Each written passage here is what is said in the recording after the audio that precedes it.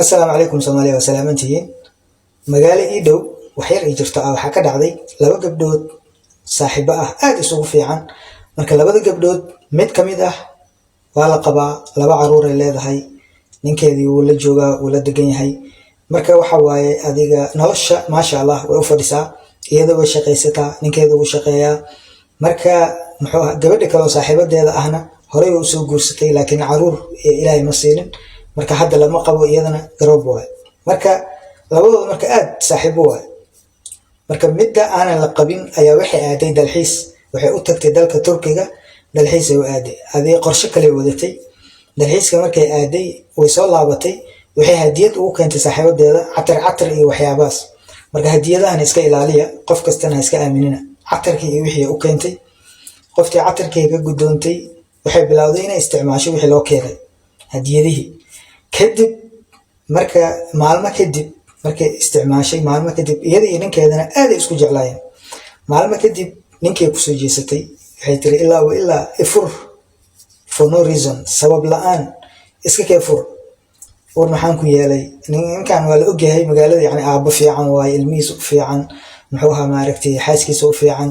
Marka wuxuu dhahay maxaan kaa helay? Kuma caaynin, gacan kuma qaadin, naag kulama shukaansanin, naag kale kulama qabay. Maxay tahay wuxuu ahaay furiinkan aad ka hadlaysid? Mayay tiri ilaa kumaba arki kari. Gabar walaasheeda oo maaragtay iyada ka weyn oo magaalo kala degan ayuu wacay, gabadhii imaaday. Gabadhii markay imaaday arrintii u sheegay say wax u jiraan. Gabadhii la hadashay, war maxaa dhacay? Waxay tiri ninkan hadduu guriga ila sii deganaado naftaan dhaafina waa dilaa, haddii kale ha iga baxo ama madaxayga ha isiiyo ha iga tago. Gabadhii marka waxay tiri waxba yani maaragtay adigana ha furin, waxaa laga yaabaa inay gabadhan isku buuqsan tahay, depression iyo waxaas inuu iska jiro. Waxaa samaysaa adaan rag xoogo ka soo naso oo guriga isaga tag. Waayo u dhahay dharkiisu bac ku shubtay, isagana wiil yani aad u jecel oo aqli badan waaye. Marka ma uusan furin bacdii, yani rag waxaa jiro fudud, waa ogtihiin faaraxyaal haddii aan nahay, dad waxaa jiro furiin iyo waxaas haddii nalaga badiyo afkay naga saaranta marmarka qaar dad aan sabar lahaynaa jiro. Ninkaan marka ma uusan furin, boorsiisu iska qaatay, wiilal asxaabtiisu iskala degay uu aaday. Qoftaan marka way kasii dartay maalmo. Gabar asturan ay ahaan jirtay, xataa markay banaanka u baxayso marmar sarwaal madaxeeda oo qaabana iska baxaysaa marmar, yani gabadhii way isku buuqday, isla hadashay.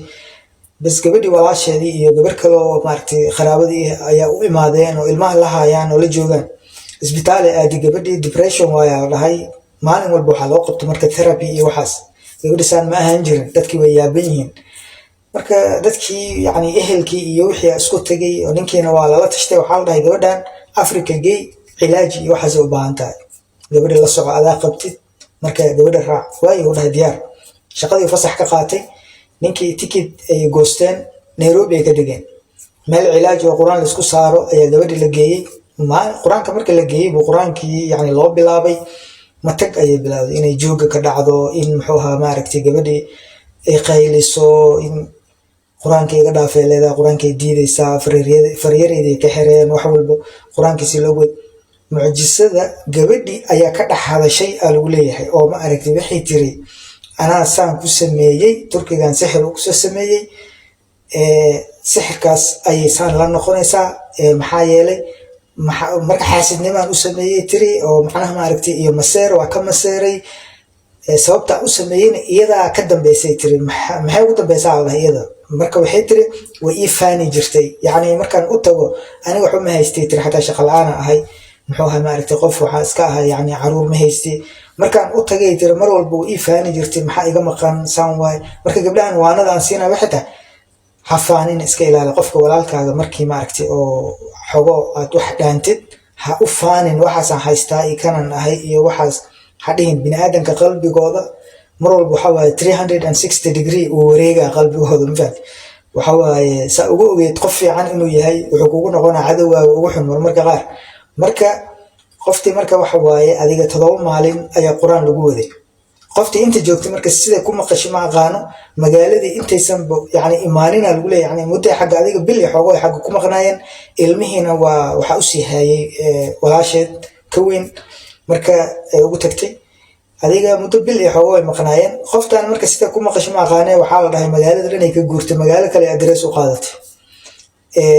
qoftiina iyadoo faraxsan oo alxamdulilah qur-aankii kusoo fiicnaatay bil iyo xoogo qur-aankii ku socday cilaajkii iyo wixii adiga muxuu ahaa gabadhii iyo ninkii oo faraxsan oo markay israacayeenna isma salaamayna lagu leeyahay xataa iyagoo isku kacsana israaceen markay soo laabanayeen laakiin iyagoo isku faraxsan maasha allah ayay soo laabteen marka iska ilaaliya muxuu ahaa maaragtay dadka qof kasta ha aaminin dadka muxuu ahaa ma wada wanaagsana iska ilaali haddii ilaahay wax uu ku siiyana qofka kale oo walaalkaaga ha ugu faanin hadhiin waxaasan haystaa kanaan samayn karaa kanaan yeeli karaa iska ilaali waxaa laga yaabaa dadka isku mid maahan qalbiga inay ka aadaa laga yaabaa arrintaas oo xoogo isla hadlo uu dhaho siduu qofkan wax u haystaa aniga u haysana dadka isku mid maahan marka iska ilaali intaasaa rabin inaad la qaybsado insha allah kusoo dhawow xarunta isku daaweynta qur-aanka kariimka ah ee Caynuraxma. Caynuraxma waxa ay leedahay qaybta online-ka oo aad ku soo dalban karto online ahaan adiga oo online-ka gudihiisa lagu akhrinayo qur-aanka iyo qaybta emergency-ga oo ku shaqeynaysa 24 saacadood saacad kasta oo aad u baahato.